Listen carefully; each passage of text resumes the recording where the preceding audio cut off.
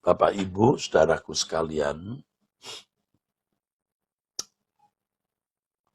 kalau orang benar-benar mencari Tuhan dengan kehausan,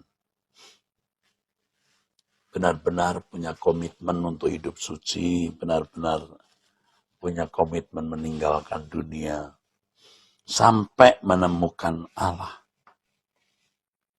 itu baru merasakan keberuntungan yang luar biasa, kemerdekaan yang luar biasa. Walaupun banyak beban, banyak persoalan, saudara. Dan hal itu tidak bisa diungkapkan dengan kata-kata. Tidak bisa. Tidak bisa dijelaskan kepada orang.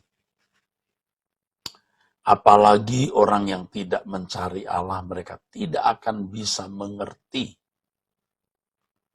Tetapi kepada sesama orang yang mengerti, maksud saya sesama orang yang mencari Allah dengan sungguh-sungguh, maka mereka juga bisa mengerti, lalu terjadi sambungan hati, sambungan jiwa, sambungan batin. Nah, di sini mengelompoklah orang-orang yang sungguh-sungguh mencari Tuhan, dan sebagian telah menemukan, dan kelompok orang yang seakan-akan mencari Tuhan, ya seakan-akan mereka melayani dan sibuk dalam pelayanan, tapi sebenarnya tidak mencari Tuhan. Saudaraku, menjalankan kegiatan gereja, pelayanan, dan lain-lain itu bukanlah berarti mencari Tuhan. Sekolah teologi, belajar teologi bukanlah berarti sudah mencari Tuhan dan menemukan Tuhan. Dan ini yang selalu saya bicarakan karena hal ini sangat mempengaruhi kehidupan gereja Tuhan dari abad ke abad. Orang yang merasa sudah menemukan Allah karena menemukan suatu pengajaran atau doktrin. Dengan kesombongan manusia merasa sudah menemukan Allah karena menemukan pengetahuan tentang Allah. Seakan-akan Allah dikecilkan, dibungkus dalam kotak yang namanya teologi. Saudaraku, bukan mau menjolimi menista teologi. Kita harus belajar teologi. Tetapi lebih dari itu, kita harus sungguh-sungguh mencari Tuhan untuk menemukan Dia.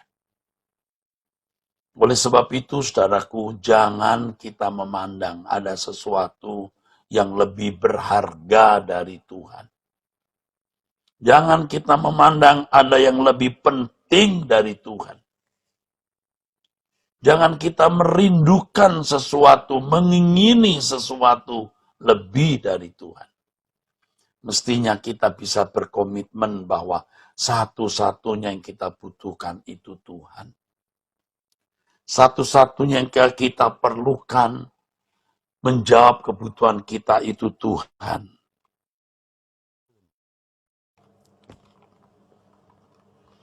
Sehingga kita bisa berkata seperti pemazmur, sekalipun dagingku dan hatiku habis lenyap, gunung batu, dan bagianku tetaplah Allah selama-lamanya. Saudaraku, saya sedang mencari Tuhan dan mau lebih menemukan Tuhan.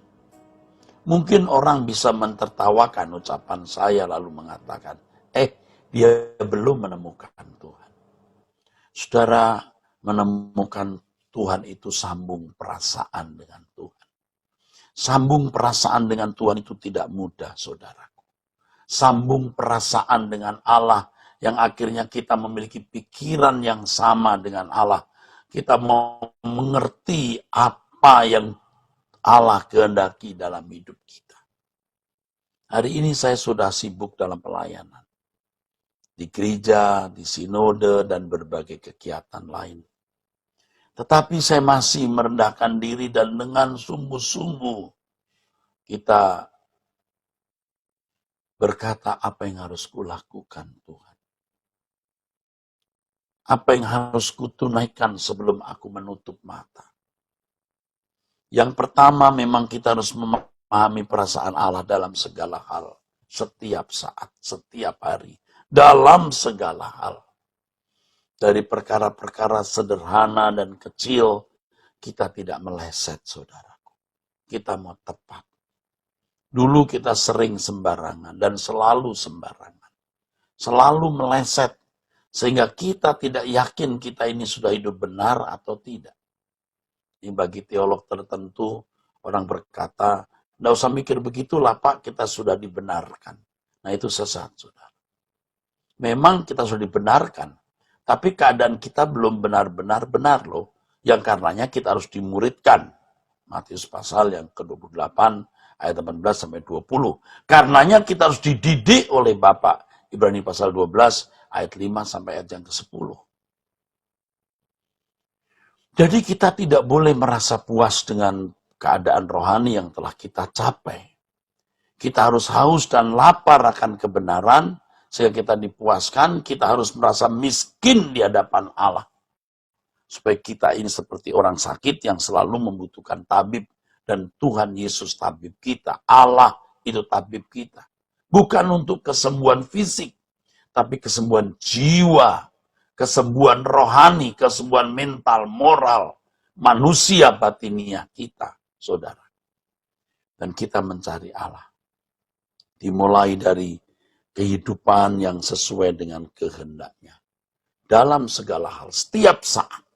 Yang kedua baru kita mau menemukan rencana yang Allah berikan bagi kita untuk kita tunaikan. Jangan sampai kita menutup mata, dua hal ini belum kita penuhi. Hidup kita belum bersih, kita tidak tahu apa yang harus kita lakukan, karena kita sibuk dengan keinginan kita sendiri, sibuk seperti anak dunia dengan segala kesibukannya.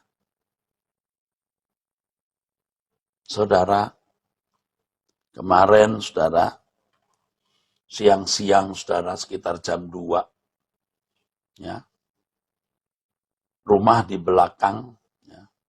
Satu rumah, ya kita dibatasi satu rumah di belakang, itu kebakar.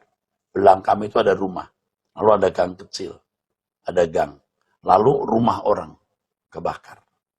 Maksud saya, ini rumah saya, belakang saya ada rumah, depannya itu ada rumah, belakang rumah itu terbakar. Dan mungkin rumah depan itu juga sudah mulai kebakar bagian belakang. Jadi saya sedang di kamar kerja, lalu saya lari ya ke sana. Untuk kesekian kali saya melihat rumah kebakaran. Pertama kali saya lihat kebakaran besar itu di kota Ungaran. Ketika usia saya beberapa belas tahun, saudara, masih remaja. Waktu itu saya sedang pergi ke rumah saudara. Wah, saya lihat api begitu besar, orang menjerit-jerit, saudara. Kemarin juga ada orang juga mulai berteriak-teriak. Tapi tidak dahsyat ya, masih kecil menurut saya. Karena hanya 3 keluarga yang kehilangan tempat tinggal. Kembali lihat api, saya diingatkan neraka betapa dahsyatnya. Orang hari ini tidak takut Tuhan. Mencari Tuhan setengah hati tidak sepenuhnya, saudara. Kita jangan begitu ya. Kita mencari Tuhan dengan sungguh-sungguh.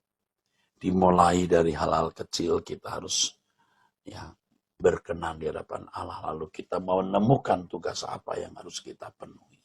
Jangan sombong, saudara. Rendahkan dirimu di hadapan Tuhan. Ya, kita percaya Tuhan beserta kita. Sekalipun dagingku dan hatiku habis lenyap. Mari nyanyikan, gunung batuku dan bagianku, tetaplah Allah selamanya. Mari angkat hatimu, katakan, sekalipun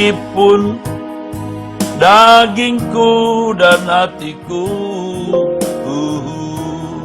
habis lenyap. Gunung batuku dan bagianku, tetaplah Allah selamanya. Saudara, bukan hanya saudara, saya pun juga sering letih. Rasanya tidak sanggup buka mata untuk berdoa. Fisik letih, pikiran letih. Tetapi kalau untuk Tuhan, saudara, lebih dari ini pun kita lakukan. Jadi tetaplah setia berdoa bersama. Ya, mari kita berdoa. Terima kasih untuk pertemuan saat ini ya Bapa. Terima kasih untuk renungan firman-Mu. Segala hormat bagimu Bapa, dalam nama Tuhan Yesus Kristus. Amin. Amin.